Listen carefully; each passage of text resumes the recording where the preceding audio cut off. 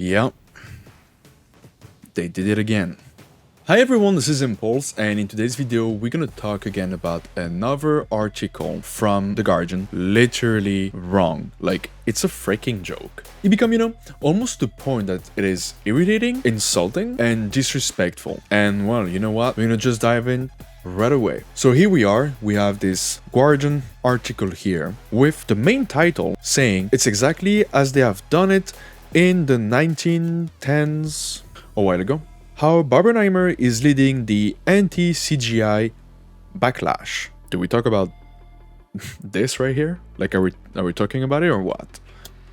Like, bro, like, who made this article? Oh, here it is. Shadi Suze. I'm sorry. I'm gonna call you Shad. I don't want.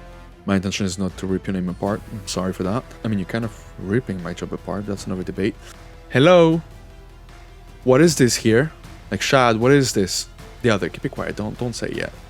What is this? A blue screen. So guess what are they gonna do with it? They're gonna replace what's behind them. So what is this gonna become here? CGI, computer generated images, either having a CG set extension or maybe a matte painting, probably tracking, probably like a lot. So you're saying like, oh my gosh, they did everything practical, but hey, I'm gonna put an image where they're gonna actually replace with CGI. Bravo. Anyway, let's deep dive in a little bit. There is obviously, for the past 12 months, Hollywood has been facing a serious case of CGI fatigue. And it's true, I'm a little bit tired, to be honest, but it's fine. With critics staring into would-be blockbusters for their over-reliance on it. True, yeah, they do. Richard Brody wrote that heavy effect work Ant-Man 3, instead of undoing the inanimate with light, subtracted. Little Mermaid was rendered lifeless by CGI.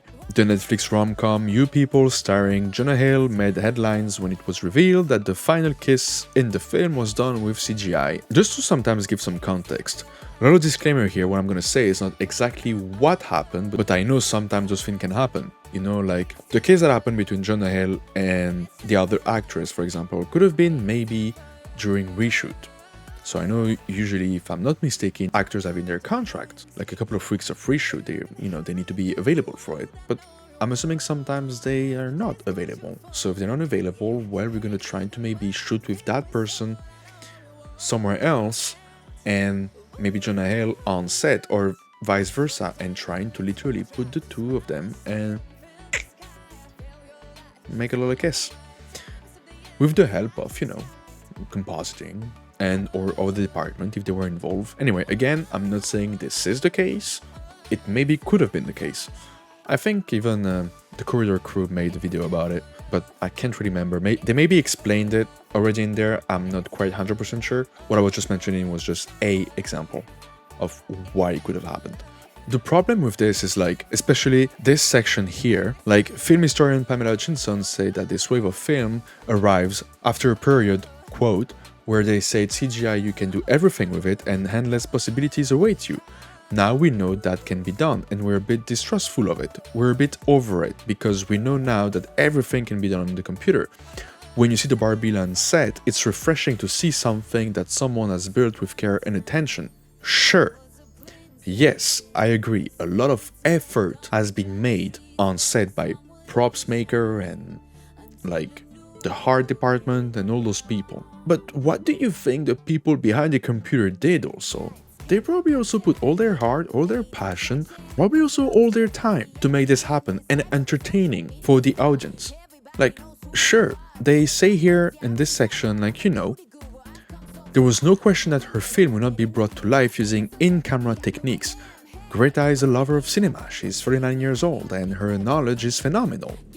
Great, like, sure, again, if you can get it in practical, if you can get it in camera, it's great. But at the end of the day, the people on set, the people in the art department, props maker, like, those guys that are probably, waking up very early, building the set weeks before they shoot, making sure it's all good. They put all their passion into it, but also same with the VFX artist behind their computer working tirelessly to enhance or extend what's being shot on set. At the end of the day, we are one team trying to make a cool movie which looks cool and fun and that entertain the audience. Like, I don't understand why all those journalists right now are literally, it feels they're doing everything to put against each other. And it seems like it works because, I'm sorry, when I go on Twitter, that thing is wild. Like, honestly, it's wild. Like, everyone seems to be a professional of the industry now, that people have an opinion, they don't do their research, they think they know everything about everything. I mean, guys, I saw you in the comment of Oppenheimer, like, the amount of stuff that I saw, like, wow, that was nuts. Like, clearly. I mean, there were some good comments, very entertaining one, and very good one. And well, sorry to tell you this, but they hire maybe one of the best company to work on this movie. Company that brought you to life Rocket Raccoon from the Avengers, which is Framestore. It's literally here on IMDb, full cast and crew. You have your cast here. We're gonna scroll down, scrolling up. Where are we? Second unit and visual effects by... Ta-da! That's a lot of people. And I can tell you they're not all in there. I'm seeing CG supervisor, I'm seeing compositor, Framestore, great company, a lot of good people in it. This guy is not even credited, like LiDAR technician, like yeah, per guy, not even credited. Like on-set visual supervisor, CG artist, compositor, digital compositor, VFX producer, so you have Powerhouse, VFX, Framestore, Lux Machina. Well, I guess they're using Real Engine. Maybe they shoot in the volume. I don't know. Maybe not. So there is a lot of people in here. And those bad journalism trying to do everything, or at least make it sound like they want always us to butt head to each other. And I'm like, why? So the goal of those videos is to bring some awareness of what's happening and also the mindset of us. Like, you know, when we receive plate, we're never like, oh my gosh, this looks like trash. Like, you know, what is this? I'm gonna replace the whole thing with CG because I'm better than them. No, we're gonna just enhance what's been on set, brought the vision from the director to life. Literally. It's just the amount of misinformation. Like, look at this section here. As if in response, 2023 has delivered a buffet of practical effects driven films to the multiplex. Come on, guys, come on. Greta Gerwig used techniques dating back to silent film and soundstage musical to bring a fantastical, hot-pick visions of Barbie land to life. Sure, Christopher Nolan reconstructed Oppenheimer Trinity test using miniatures. Are we talking the fact and they also forget to credit like maybe more than 150 artists on the movies? What do you think they did as a VFX artist? Like, they did some computer-generated images. Oh, and this one here, Christopher McQuarrie hoisted a train carriage 80 feet into the air in order to film Mission Impossible, Dead Reckoning Part 1's stomach-churning final stunt. Yes, he did. But I've seen the shot, I've seen the trailer, and believe me... Oh my god. Choo-choo train rolling up that choo-choo lane. I hear your whistle blowing loud. Choo-choo! Yes, they toss a train, but there is some CGI on top of it to enhance it, to make it bigger, also safer. But see, when I see stuff like this, now we know that can be done, and we're a bit distrustful of it. We're a bit over it, because we know now that everything can be done on the computer. When you do the Barbie land set, it's refreshing to see something that someone has built with care and attention. Sure, that's great, but again, bud, when you do this article, don't put this picture. Literally, it's bad journalism. So if you ever come across this video, please just do a little bit of research. Interview maybe a couple of VFX artists. Get an interview with a VFX soup. He's gonna tell you what they did, so that we'll avoid this whole thing here. Obviously, this article talked a little bit about AI, which is also another topic. To get my 2 cents really quick, it's a little bit scary. And I'm just talking like CGI-wise, I'm not even talking like for the actors and the writers. That's another whole level of debate and heat right now. But like, see this shot? When it jumped, yes, it's practical, yes, it's great, but the environment is being rebuilt totally in CG.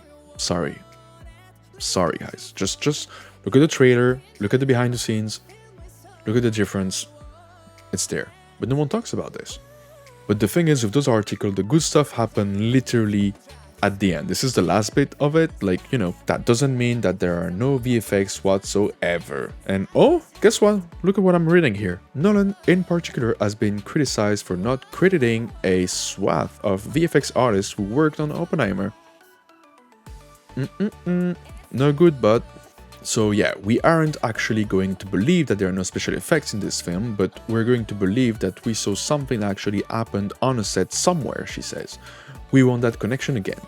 We've all been very impressed by a digital landscape that then got bored with it straight away. We return to those techniques and remember that the people who make our film are also the artists who design the background sets, people who build scenery and so forth, and realize there is so much more artistry to filmmaking.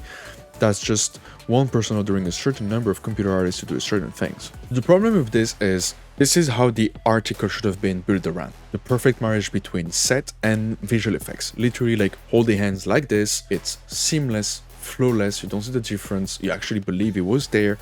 Like, that's the goal. Like, why being mean?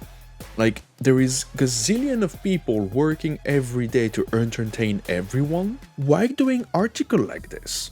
Like, at the end of the day, we are one team trying to make cool stuff, good pictures, entertaining stuff, so the audience can reflect to it, love it, and sometimes forget their shitty days. You know, because I believe we're going through some rough time.